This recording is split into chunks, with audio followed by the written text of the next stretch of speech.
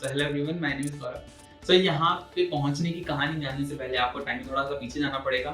सो बात है 14 फरवरी 2022 की। सो यही वो दिन था जिसमें हमारा कॉलेज यानी रीट्यूब वापस से रीओपन हुआ पेंडेमिक के बाद।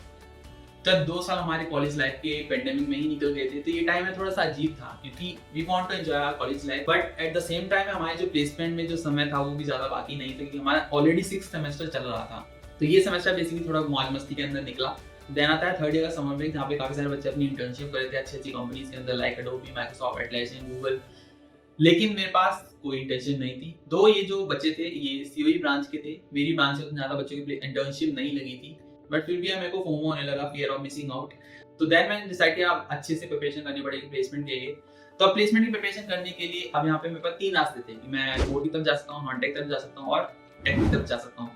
तो कोर में यार मेरा उतना ज्यादा इंटरेस्ट नहीं बन पाया क्योंकि जो कोर सब्जेक्ट्स होते हैं किसी भी ब्रांच के बीटेक के अंदर वो सेकंड ईयर के अंदर आते हैं, और सेकंड ईयर हमारा पेंडेमिक के अंदर गया तो वहाँ पे उतना मैं कंसेप्ट समझ नहीं पाया और मेरा उतना इंटरेस्ट बन नहीं पाया। तो कोर को मैंने वहीं पे छोड़ दिया। मेरे पास 2 रास्ते थे, मैं टेक की तरफ जा सकता था, नॉन टेक की तरफ जा सकता था।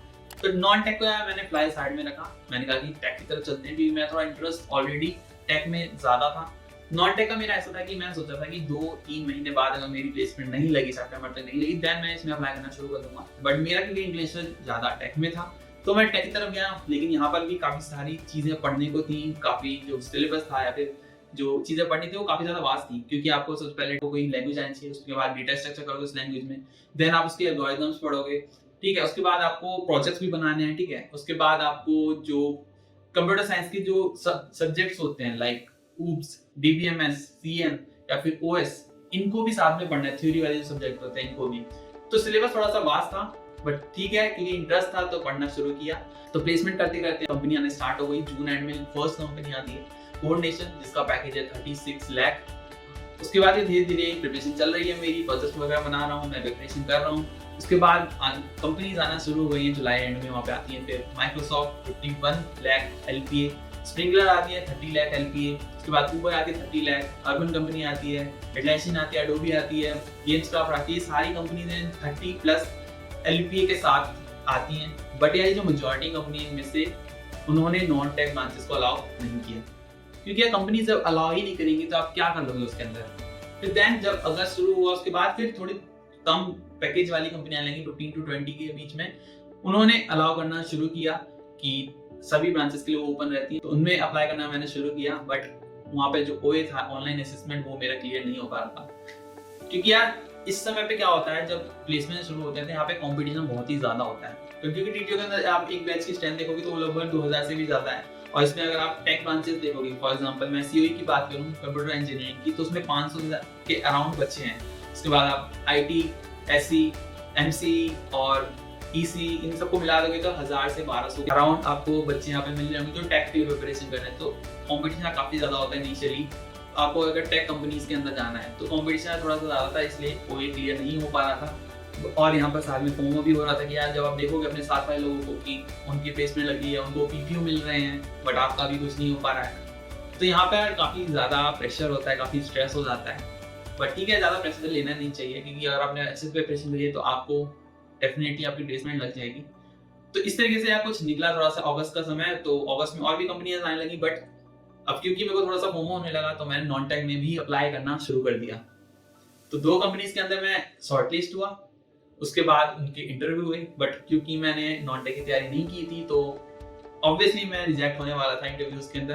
बट एक चीज वहां से मैंने सीख ली कि हाँ इंटरव्यू के अंदर कैसे बैठा जाता है, कैसे बात करी जाती है, क्या एटिकेट्स होते हैं, तो वो चीजें मेरे को ऑब्वियसली थोड़ी सी सीखने को मिली।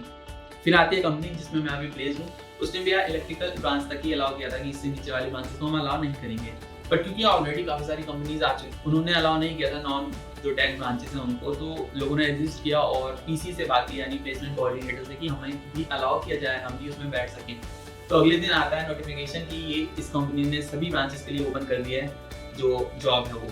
तो ऑब्वियसली उसी में अप्लाई करना था और अप्लाई किया। देन ओए हुआ, ओए में हमें जावा, सी प्लस प्लस, पाइथन, इसके ऊपर बेसिक कंसेप्ट्स पूछे गए। देन ओए क्लियर हो गया। अगले दिन हमारे होने थे इंटरव्यू।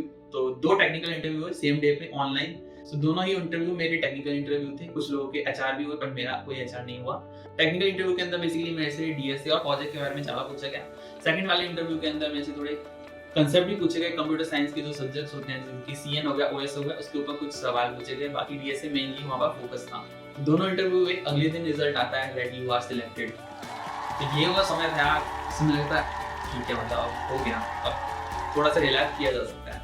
तो जैसे ही ग्रुप में मैसेज आया, दोस्तों के मैसेज आना शुरू हो गए, कांग्रेचुलेशन, पार्टी कर दे रहा है वही, ठीक है। तो उनको पार्टी दी, बट यार मैं सिलेक्शन हो गया मैंने घर पे नहीं बताया, क्योंकि तो फर्स्ट जब होती है वो बहुत ही ज़्यादा स्पेशल होती है, उसको मैं एज फोन पे बताना नहीं चाहता था। तो मैंने अगले दिन खुद जाके बताया, तो पेरेंट्स मुझसे ज़्यादा खुश हो गए। तो कुछ इस तरीके से रही है मेरी प्लेसमेंट जर्नी।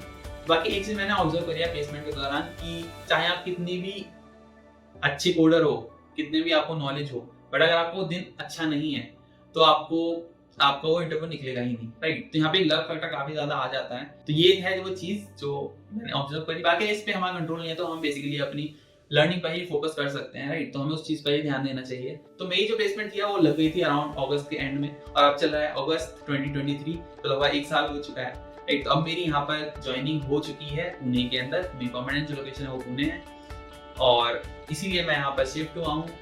तो अब आप पूछ सकते हो कि यार आपने अभी तक कंपनी तो बताई नहीं। तो हाँ यार, कंपनी में अगली वीडियो में बताऊंगा, जहाँ पे मैं उसकी जो ज्वाइनिंग किट है उसको भी साथ में बता रहा हूँ कि इसमें आपको क्या क्या चीज़ें मिलती है, रोडीज मिलती हैं, कौन सा लैपटॉप दिया जाता है। तो आई होप कि आप वो वीडियो को देखोगे। और तो समाप्त करते हैं पहली वीडियो। होपफुली आपको वीडियो पसंद आई और आपको कुछ सीखने को मिला हो। तो मिलते हैं आपसे किसी और वीडियो में, तब तक बाय बाय।